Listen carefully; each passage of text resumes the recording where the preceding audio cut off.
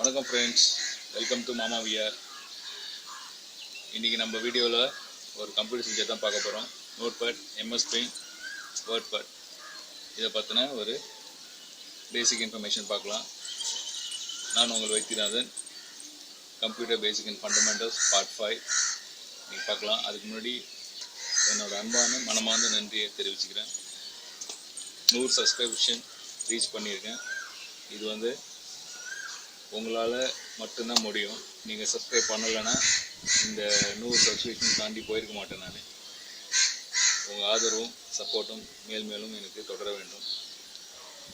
Videos யாராவது புதுசாக பார்த்துட்ருக்கீங்களோ அனைவரும் சப்ஸ்கிரைப் பண்ணிங்க. பக்கத்தில் இருக்கிற பெல் பட்டனை ப்ரெஸ் பண்ணிங்க. அப்போ தான் என்னோட நோட்டிஃபிகேஷன் கிடைக்கும். வாங்க நீங்கள் ஷோக்குள்ளே போகலாம்.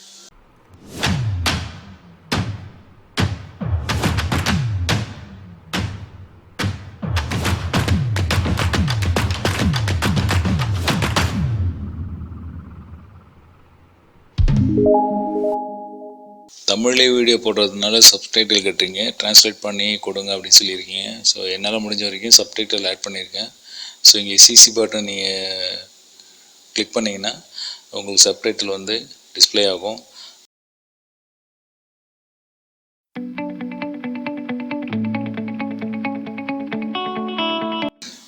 சிஸ்டம் ஆன் பண்ணிங்க. ஆன் பண்ணிட்டு விண்டோஸ் பட்டனில் சர்ச் பட்டன் போங்க. அதில் நோட்பேட்னு டைப் பண்ணுங்கள். நோட்பேட் டைப் பண்ணிவிட்டு கீழே பார்த்தீங்கன்னா நோட்பேடோட அப்ளிகேஷன் வந்திருக்கும். அதை டபுள் கிளிக் பண்ணுங்கள். இந்தமாதிரி ஓப்பன் ஆகிடும். ஸோ இதை மேக்ஸிமைஸ் பண்ணிங்க. மேக்ஸிமைஸ் பண்ணால் இதுமாதிரி ஒயிட் ஸ்க்ரீன் வரும். மேலே இருக்கிறதெல்லாம் menu bars, file, edit, format, view, help இந்த மாதிரி வரும். நம்ம ஒரு டெக்ஸ்ட் பேராகிராஃப் டைப் பண்ணிப்போம். அதை வச்சு நான் உங்களுக்கு எக்ஸ்பிளைன் பண்ணுறேன். ஓகே, பேராகிராஃப் டைப் பண்ணியாச்சு. இது எக்ஸாம்பிளுக்கு தான். இது எல்லாத்தையும் செலக்ட் பண்ணிங்க. செலக்ட் பண்ணிவிட்டு ஃபாண்ட்டு சேஞ்ச் பண்ணுவோம். ஃபாண்ட்டு போல்டு இட்டாலிக்கில் இருக்குது. நம்ம நார்மல் ஃபாண்ட்டுக்கு கொண்டு வருவோம். அதில் பார்த்தீங்கன்னா ஃபாண்ட்டில் ரெகுலர் இட்டாலிக், போல்டு இட்டாலிக் இருக்குது. நான் ரெகுலர் கொண்டு வரேன். சைடில் ஃபாண்ட் சைஸ் இருக்குது. ஃபாண்ட் சைஸ் நான் ஜென்ரலாக எல்லாம் 12 பாயிண்ட்ஸ் தான் வைப்போம். ஸோ இதில் நீங்கள் உங்களுக்கு என்ன பாயிண்ட்ஸ் வேணுமோ நீங்கள் சூஸ் பண்ணிக்கலாம். இங்கே 8லேருந்து 72 வரைக்கும் கொடுத்துருக்காங்க. நீங்கள் கஸ்டமைஸ் கூட பண்ணிக்கலாம். 100 to 150 என்ன வேணாலும் நீங்கள் சூஸ் பண்ணிக்கலாம். இங்கே ஃபாண்ட்டோட கேரக்டரைஸ் இருக்குது. ஃபாண்ட் என்னென்ன ஃபாண்ட் உங்களுக்கு வேணுமோ அந்த ஃபாண்ட்டை நீங்கள் சூஸ் பண்ணிங்க. நான் ஏரியல் சூஸ் பண்ணுறேன். ஸோ இந்த மாதிரி நார்மல் ஃபாண்ட்டு கொண்டு வந்துடும். இப்போ ஃபைலில் போய்ட்டு ஒரு ஃபைல் எப்படி சேவ் பண்ணுறதுன்னு பார்ப்போம். ஃபைலில் போய்ட்டு சேவ்னு ஒரு ஆப்ஷன் இருக்கும். அதை கிளிக் பண்ணிங்க. இந்தமாதிரி விண்டோ வரும். இந்த விண்டோவில் போய்ட்டு உங்களுக்கு ஒரு ஃபோல்டர் க்ரியேட் பண்ணிங்க. நான் ஆல்ரெடி வaithi இனெக்ஸ்னு ஒன்று க்ரியேட் பண்ணி வச்சுருக்கேன். ஸோ அதில் நான் என்னோடய ஃபைல் நேமை நான் க்ரியேட் பண்ணிக்கிறேன். டெஸ்டிங்னு நான் ஒரு ஃபைல் போட்டுக்கிறேன். இது டெக்ஸ்ட் ஃபைலாக தான் இருக்கும். நோட்பேட் மேக்ஸிமம் நம்ம யூஸ் பண்ணுறது எதுக்குன்னா நம்ம ஒரு இன்ஃபர்மேஷனை நோட் பண்ணி வைக்கிறதுக்கு தான். ஸோ அதனால் நோட்பேட் இந்த மாதிரியான விஷயத்துக்கு மட்டும் தான் நம்ம யூஸ் பண்ணுவோம் மேக்ஸிமம். இல்லைன்னா கோடிங் ரைட் பண்ணுவோம். நம்மளோட வெப்பேஜ்லாம் இருக்குல்லையா, அதனோட கோடிங் ரைட் பண்ணுவோம். இப்போ நான் டெஸ்டிங் ரைட் பண்ண உடனே பார்த்தீங்கன்னா டெக்ஸ்டிங் மேலே அப்டேட் ஆகிடுச்சு. இப்போ அடுத்து பார்த்தீங்கன்னா ஃபைல் செட்டப் பார்ப்போம்.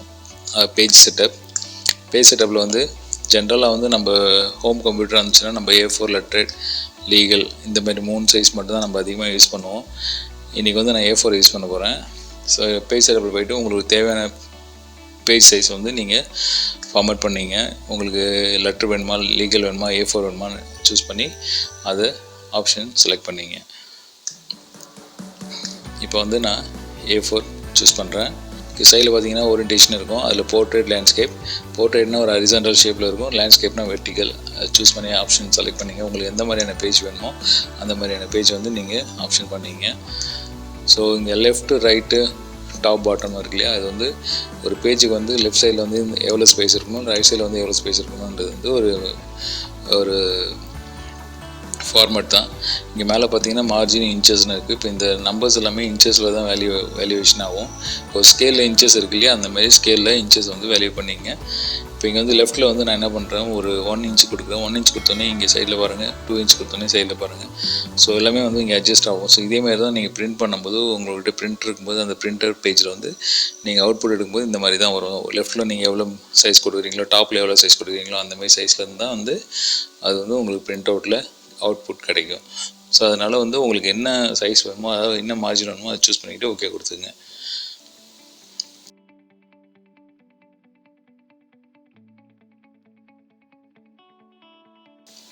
பிரிண்ட்டு கண்ட்ரோல் P கொடுத்தீங்கன்னா பிரிண்ட் ஆப்ஷன் இதுமாரி வரும். உங்களுக்கு வீட்லேயோ உங்களுக்கு பிரிண்டர் என்ன பிரிண்ட் யூஸ் பண்ணுறீங்களோ வீட்டில் வந்து நான் இன்றைக்கி ஒரு ரெதர் யூஸ் பண்ணுறேன். உங்கள் வீட்டில் வந்து எப்சானோ இல்லை HP கேனான் என்ன பிரிண்ட் இருக்கோ அந்த பிரிண்டர் ஆப்ஷன் சூஸ் பண்ணிக்கிட்டு பிரிண்ட் பண்ணிங்க. ஸோ நான் இது பிரிண்ட் பண்ணல, கேன்சல் பண்ணிடுறேன்.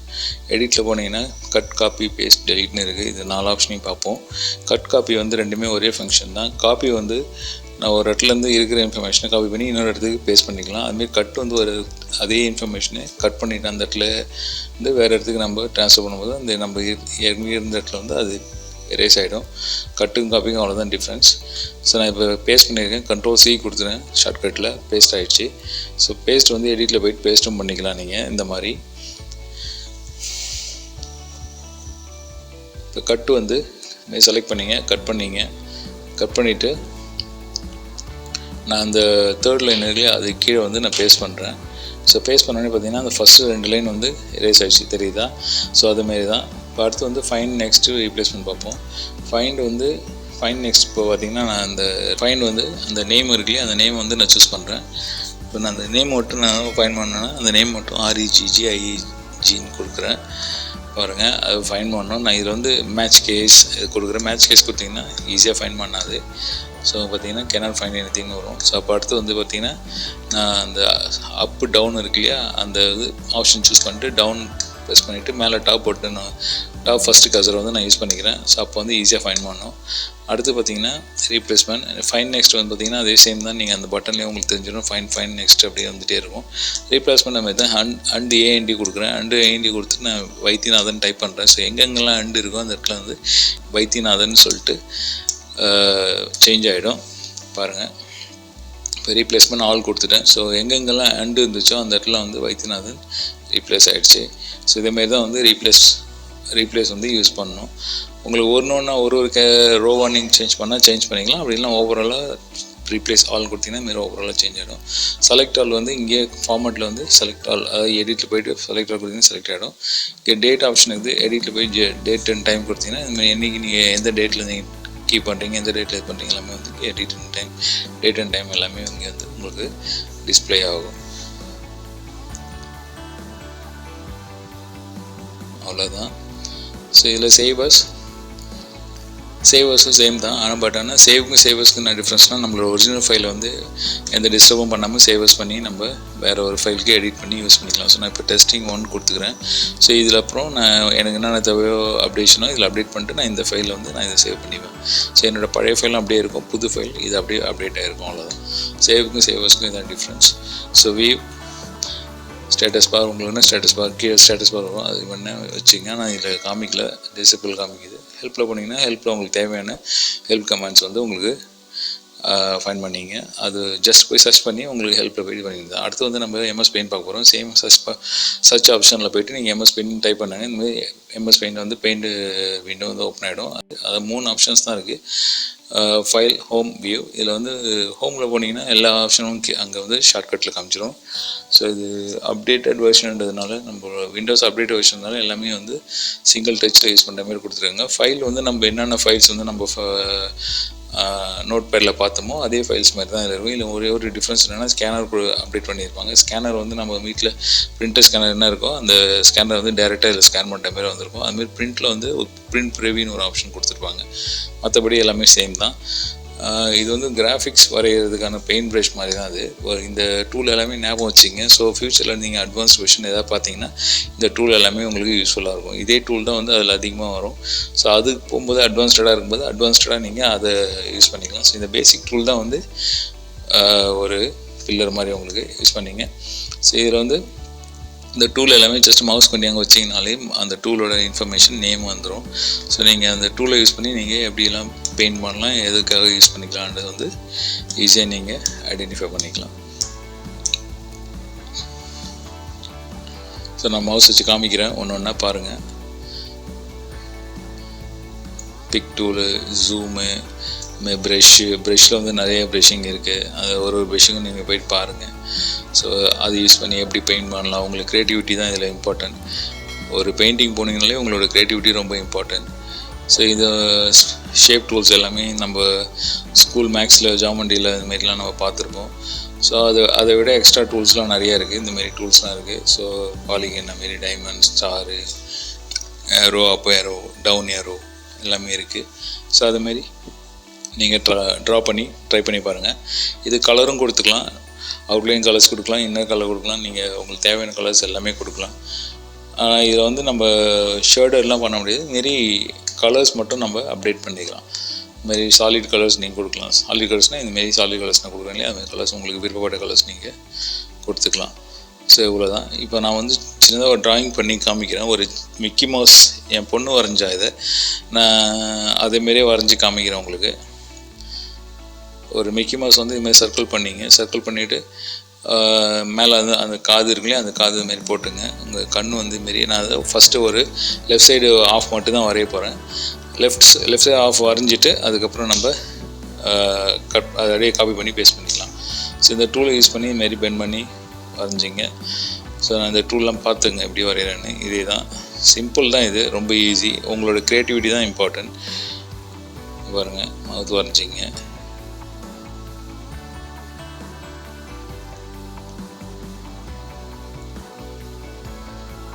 இதெல்லாம் எரேஸ் பண்ணிங்க. உங்கள் மவுத் வரைஞ்சிட்ட பிறகு இதெல்லாம் எரேஸ் பண்ணிங்க.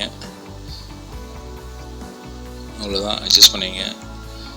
ஒரு ஸ்மைலி மவுத் மாதிரி பண்ணிங்க. இப்போ நான் வந்து என்ன பண்ணுறேன், பாதி கட் பண்ணுறேன். அதாவது இங்கே செலக்ட் டூல் யூஸ் பண்ணி நான் பாதி கட் பண்ணி காப்பி பண்ணி பேஸ்ட் பண்ணிக்கிறேன். கரெக்டாக பண்ணல, இருங்க மறுபடியும் பண்ணுறேன். கரெக்டாக பண்ணிவிட்டு நான் என்ன பண்ணுறேன், ரொட்டேட் யூஸ் பண்ணி ரொட்டேட் பண்ணிக்கிறேன். ரொட்டேட் பண்ணி நான் இந்த பக்கம் நான் எடுத்து கொண்டு வந்து இங்கே வச்சுட்டேன். இங்கே ரொட்டேட் பட்டன் இருக்கு இல்லையா, அந்த ரொட்டேட் பட்டனை யூஸ் பண்ணி இதுமாரி கொண்டு வந்து வச்சுங்க. ஸோ இதுக்கு வந்து உங்களுக்கு தேவையான கலர்ஸ் அந்த உள்ளே வந்து டங் வந்து சரியாயில்லை, நான் இப்படி ட்ரா பண்ணுறேன். ஸோ எங்கெங்கெல்லாம் கேப் இருக்கோ அந்த கேப் எல்லாத்தையுமே நீங்கள் ஃபில்லப் பண்ணிங்கன்னா அப்போ தான் கலர் கொடுக்கும்போது கலர் வந்து வெளியே போகாது. இதுமாதிரி ப்ரஷ் எடுத்து ப்ரஷ்லேருந்து எது சாலிட் ப்ரஷ்ஷோ அதை யூஸ் பண்ணி அந்த டங் வந்து அந்த மவுத் எல்லாமே எங்கெங்கெல்லாம் ஓப்பனில் இருக்கோ அதெல்லாம் க்ளோஸ் பண்ணிங்க. க்ளோஸ் பண்ணிவிட்டு உங்களுக்கு தேவையான கலர் நீங்கள் கொடுத்தீங்கன்னா அந்தமாரி கலர்ஸ் வரும். உங்களோட க்ரியேட்டிவிட்டி தான், உங்களுக்கு எப்படியான தேவையோ அந்தமாரி கலர்ஸ் கொடுத்துங்க. நான் இதுமாரி கொடுக்குறேன், உங்களுக்கு எப்படி வேணுமோ அதுமாரி பண்ணிங்க. அவ்வளோதான். ஸோ இதை சேவ் பண்ணிங்க. இதில் பார்த்தீங்கன்னா bitmap சேவ் பண்ணிக்கலாம், JPG, GIF, PNG இந்தமாரி TIFF இந்தமாரி ஃபைல்ஸ் வந்து இதில் சேவ் பண்ணிக்கலாம். பெயிண்ட் ப்ரஷ் அவ்வளோதான். ஸோ இதில் நிறையா இருக்குது, நீங்கள் ட்ரை பண்ணி பாருங்கள் பெயிண்ட் ப்ரஷில். இப்போ நம்ம வேர்ட்பேட் பார்ப்போம்.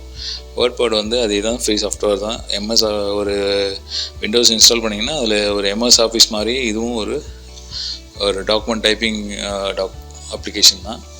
ஸோ இது வந்து கொஞ்சம் அட்வான்ஸ்டு, நோட்பேடோட இது கொஞ்சம் அட்வான்ஸ்டு. பட் நோட்பேட் எப்படி நீங்கள் ஒர்க் பண்ணிங்களோ அதே சேம் மெத்தட் தான். இதில் கொஞ்சம் ஷார்ட்கட் மெத்தட் இருக்கும். நீங்கள் அதை விட கொஞ்சம் கூட மெனூஸ்லாம் நிறைய ஆட் பண்ணியிருப்பாங்க. ஸோ இந்த நீங்கள் பெயிண்ட் ப்ரஷில் எப்படி பார்த்தீங்களோ அதேமாரி தான் இந்த மெனூஸ் எல்லாமே டிஸ்பிளே ஆகும். அதில் எப்படி பிரிண்ட் ரிவ்யூ எல்லாமே பார்த்தீங்கன்னா அதே தான் சேம் இதுலேயும் வரும். இதில் ஒரு ஆப்ஷன் என்ன கொடுத்துருக்காங்கன்னா, நீங்கள் ஒரு லெட்டர் டைப் பண்ணலாம், ஒரு பேராகிராஃப் டைப் பண்ணிக்கலாம், ஒரு இமெயில் டைப் பண்ணிக்கலாம். உங்களுக்கு இது ரொம்ப கம்ஃபர்டபுளாக ஈஸியாக இருக்கும். ஸோ இதில் வந்து பேஜ் செட்டப்ஸ் எல்லாமே வந்து இதுதான். நீங்கள் பேஜ் செட்டப்ஸ் வந்து நம்ம ஏற்கனவே சொன்ன மாதிரி தான், வீட்டில் வந்து A4 லீகல் லெட்டர் இது தான் யூஸ் பண்ணுவோம் மேக்ஸிமம். ஆஃபீஸ்லாம் போனோம்னா நம்ம எல்லா சைஸும் யூஸ் பண்ணுவோம். ஸோ ஒரு அஃபிஷியல் பர்பஸ்க்கு என்ன நம்ம பேஜ் சைஸ் யூஸ் பண்ணுறோமோ அந்த பேஜ் சைஸ் பண்ணிக்கலாம். நான் ஏற்கனவே வரைஞ்சி வச்ச டாக்குமெண்ட் வந்து நான் இங்கே இம்போர்ட் பண்ணுறேன்.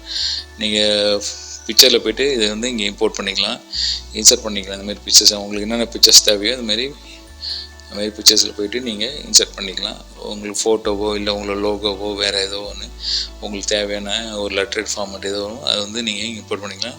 பெயிண்ட் ப்ரஷ் இங்கேயே வரையலாம். பெயிண்ட் ப்ரஷ் பார்த்தீங்கன்னா இங்கே நான் எதுவுமே வரைஞ்சது இங்கே இல்லை. நான் சும்மா வந்து உங்களுக்கு ட்ரா பண்ணி காமிக்கிறேன். ஒரு சர்க்கிளும் ஒரு ஸ்கொயரையும் போட்டு கலர் பண்ணி காமிக்கிறேன். ஸோ இங்கே நம்ம என்ன ட்ரா பண்ணுறோமோ அந்த பிக்சர் வந்து நான் அந்த வேர்டில் கொண்டு வர முடியும். இது ஒரு லோகோவாக யூஸ் பண்ணிக்கலாம், இல்லைனா உங்களுக்கு வந்து ஒரு டிஜிட்டல் சிக்னேச்சராக யூஸ் பண்ணிக்கலாம். அந்த மாதிரி இதை பயன்படுத்திக்கலாம். ஸோ இதை மாதிரி ட்ரா பண்ணிங்க. கலர்ஸை உங்களுக்கு எப்படி தேவையோ மேக் பண்ணிங்க. உங்களோட ஐடியா, உங்களோட க்ரியேட்டிவிட்டிஸ். ஒரு எக்ஸாம்பிளுக்கு தான் இதெல்லாம் போடுறேன் நான்.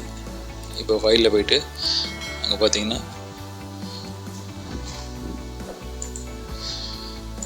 ஃபைலில் போய்ட்டு அப்டேட் டாக்குமெண்ட்ஸ் இருக்கு இல்லையா, அந்த அப்டேட் டாக்குமெண்ட்ஸ் வந்து கிளிக் பண்ணிங்கன்னா உங்களோட டாக்குமெண்ட்ஸில் வந்து அப்டேட் ஆகிடும். ஸோ இந்த இடத்துல வந்து நீங்கள் இதை எங்கே அரேஞ்ச் பண்ணணுமோ அதை அரேஞ்ச் பண்ணிக்கிட்டு அதுக்கு தகுந்த மாதிரி பிரிண்ட் அவுட் பண்ணிக்கலாம், இல்லை மெயில் பண்ணிக்கலாம், உங்களுக்கு எல்லாமே பண்ணிக்கலாம். அடுத்து டேட் பார்க்கலாம். இந்த டேட் அண்ட் டைம்ஸ் வந்து இங்கே நிறைய ஃபார்மேட் கொடுத்துருக்காங்க. உங்களுக்கு எந்த மாதிரியான ஃபார்மேட் யூஸ் பண்ணணும்னு தோணுதோ அந்த மாதிரியான ஃபார்மேட் நீங்கள் யூஸ் பண்ணிக்கலாம்.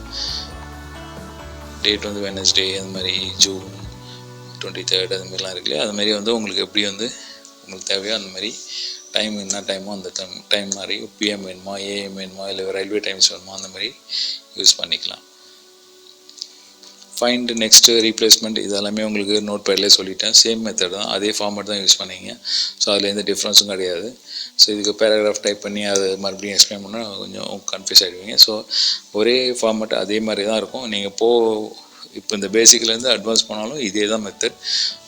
இப்போ நான் டெக்ஸ்ட் டைப் பண்ணேன் இல்லையா, அந்த டெக்ஸ்ட் வந்து உங்களுக்கு லெஃப்ட்டு ரைட்டு அதெல்லாம் மூவ் பண்ணி காமிச்சேன். அது லெஃப்ட் ரைட் வந்து இதில் அட்வான்ஸ் அதை விட நம்ம நோட் பண்ண இது அட்வான்ஸ் மெத்தட்னால லெஃப்ட் ரைட் நம்ம சென்டர் பண்ணிக்கலாம். இதில் வந்து பேராகிராஃப் அரேஞ்ச்மெண்ட் இருக்குது. பேராகிராஃப் அரேஞ்ச்மெண்ட் பார்த்தீங்கன்னா லெஃப்ட் டு, இப்போ நான் வந்து கீ பண்ணுறேன் left to right to left ரெண்டு இருக்குது. நான் இப்போ ரைட் டு லெஃப்ட் வந்துட்டுருங்க. இது வந்து உருதுலாம் தான் இதுமாரி டைப் பண்ணுவாங்க. ஸோ ஒரு உருது லாங்குவேஜ் டைப் பண்ணும்போது இதுமாரி ரைட் டு லெஃப்ட் வரும். நம்ம நார்மலாக நம்ம இங்கிலீஷ் லாங்குவேஜ் டைப் பண்ணும்போது லெஃப்ட் டு ரைட் வரும்.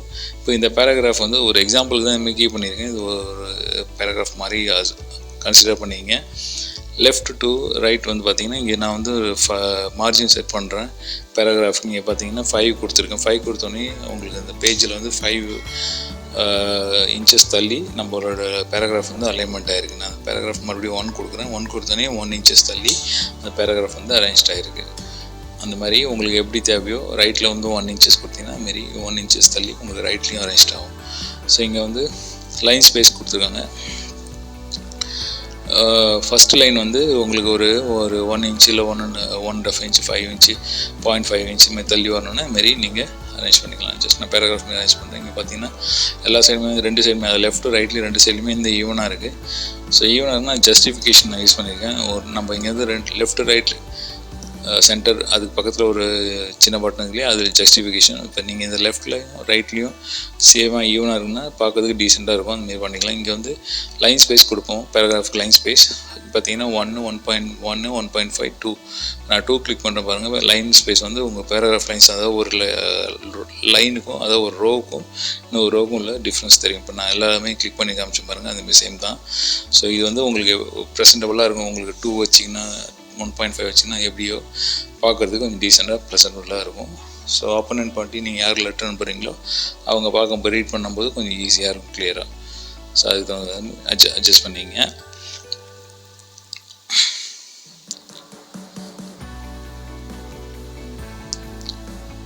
அடுத்து புல்லட்ஸ் பாயிண்ட்ஸ். நம்ம ஒரு சின்ன பாயிண்ட்ஸ் நம்ம சொல்கிற மாதிரி இருந்துச்சுன்னா இந்தமாரி புல்லட் ஆப்ஷன்ஸ் யூஸ் பண்ணிங்க. டாட் அதுலேயே வந்து ஆப்ஷன் இருக்கும். அது உங்களோட டேப் எங்கே வேணுமோ அந்த டேப் யூஸ் பண்ணிங்க. அதுலேயே அவங்க கொடுத்துருக்கிறது வந்து பார்த்திங்கன்னா இன்க்ரீஸ் டிக்ரீஸ் ரெண்டுமே கொடுத்துருக்காங்க. எந்த இடத்துல வேணுமோ அதை இன்க்ரீஸ் பண்ணிக்கும். அது கிளிக் பண்ணிங்கன்னா டிக்ரீஸ் பண்ணிங்கன்னா எந்த இடத்துல வேணுமோ அதை டிக்ரீஸ் பண்ணிக்கலாம். அதாவது ஸ்டார்டிங்லேருந்து வேணுமா இல்லை 1.5 தள்ளி வேணுமோ அதுமாரி அட்ஜஸ்ட் பண்ணி யூஸ் பண்ணிக்கலாம்.